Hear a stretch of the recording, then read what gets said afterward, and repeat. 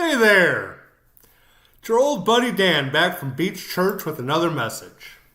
First of all, I want to thank the good people at Beach Church for doing all they do to allow us to stand on this platform and deliver these messages, especially Pastor Jimmy, who does such a great job of leading that body. We just thank all y'all for all that you do. Well, today we're in Zechariah chapters 4 through 6. Now, we're getting close to the end of the Old Testament, and by now you might be catching on to all the subtle references to the coming of the Messiah. Getting back to Isaiah, in chapter 43, verse 19, God prophesies, "Behold, I will do a new thing.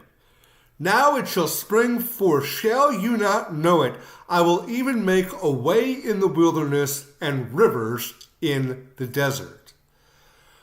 This will be the dawn of the new covenant, one in which we will be admonished to follow Jesus' example, to love sacrificially.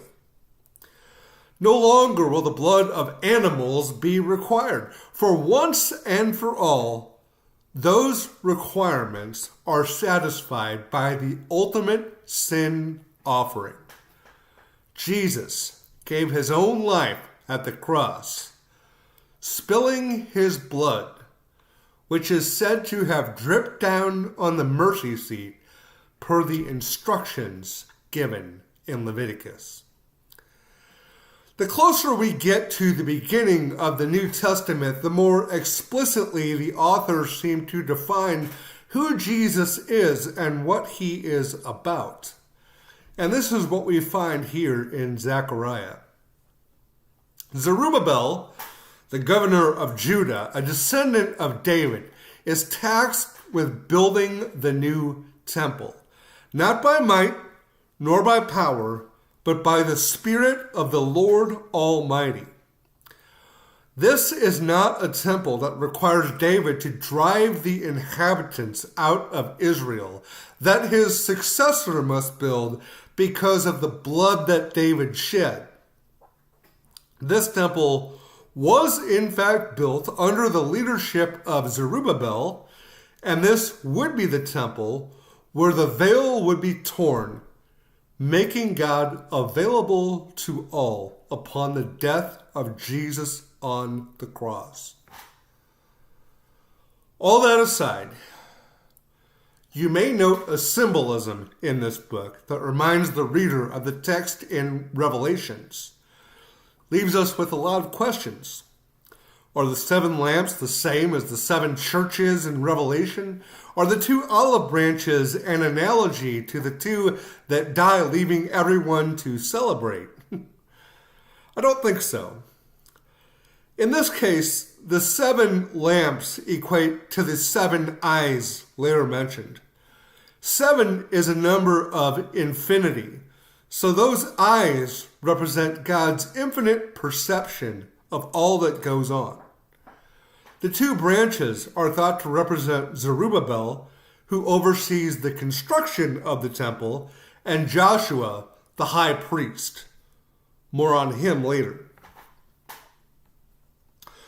We are introduced to a woman whom we are told personifies wickedness. She is carried off to Babylon, where she will reappear in Revelation as Babylon's harlot. Many feel like we are contending with this wickedness, this harlot, even today. We are told of 4 chariots led by 4 horses. They are thought to represent the spirits of heaven. The red horse brings war, the black horse, famine, the white one, victory, and the dappled, plagues and judgment. Finally, we are introduced to Joshua, the high priest. He is given a crown commemorating his part in building the temple. In this, I get the idea that Zechariah hearkens to the everlasting reign of Jesus when he writes, "He will build the temple of the Lord.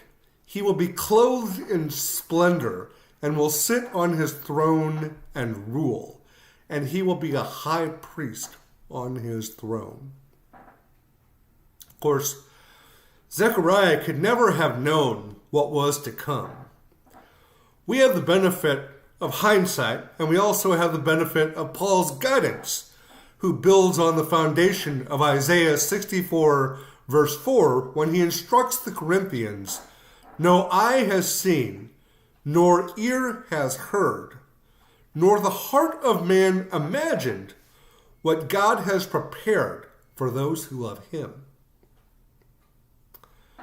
I think if you really reflect on that, that is still true, even today. Well, that's all for today. I really appreciate the time and attention you give us by watching these videos.